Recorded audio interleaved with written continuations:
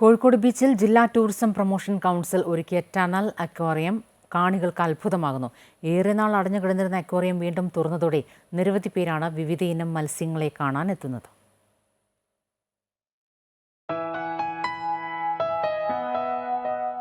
കോഴിക്കോട് ബീച്ചിൽ ജില്ലാ tourism promotion council ഒരുക്കിയ ടണൽ അക്വേറിയമാണ് കാണികൾക്ക് വേറിട്ട അനുഭവമാകുന്നത്.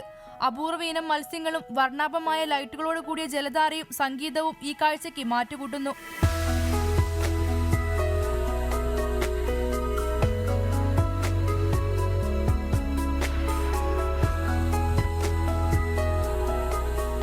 ലോകത്തിലെ ഏറ്റവും വലിയ ശുദ്ധജല മത്സ്യങ്ങളിലൊന്നായ തെക്കേ അമേരിക്കയിലെ ആമസോൺ നദീതടങ്ങളിൽ കാണപ്പെടുന്ന അരാപൈമയാണ് അക്വേറിയത്തിലെ താരം.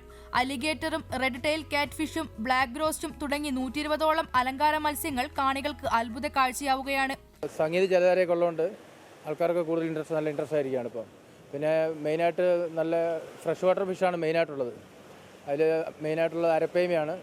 പിന്നെ alligator gar, red tail catfish, arowana, അങ്ങനത്തെ കുറേ വെറൈറ്റി ഫിഷിൽ അറേഞ്ച് ചെയ്തിട്ടുണ്ട്. പിന്നെ ടണൽ അക്വേറിയം ഉണ്ട്.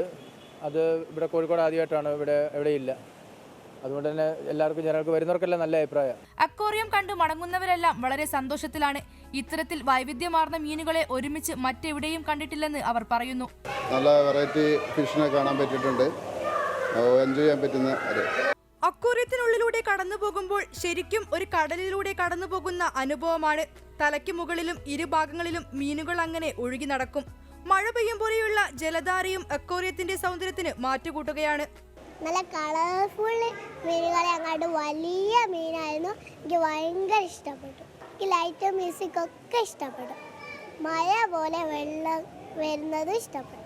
ഏറെ നാളായി അടഞ്ഞുകിടന്നിരുന്ന DTPCയുടെ അക്വേറിയം പുതിയ കരാറുകാർ ഏറ്റെടുത്തതോടെ വളരെ മനോഹരമായിരിക്കുകയാണ്. രാവിലെ 10 മുതൽ രാത്രി 9 വരെയാണ് പ്രദർശനം. മുതിർന്നവർക്ക് 30 രൂപയും കുട്ടികൾക്ക് 20 രൂപയുമാണ് ടിക്കറ്റ് നിരക്ക്. അമൃത ന്യൂസ്, കോഴിക്കോട്.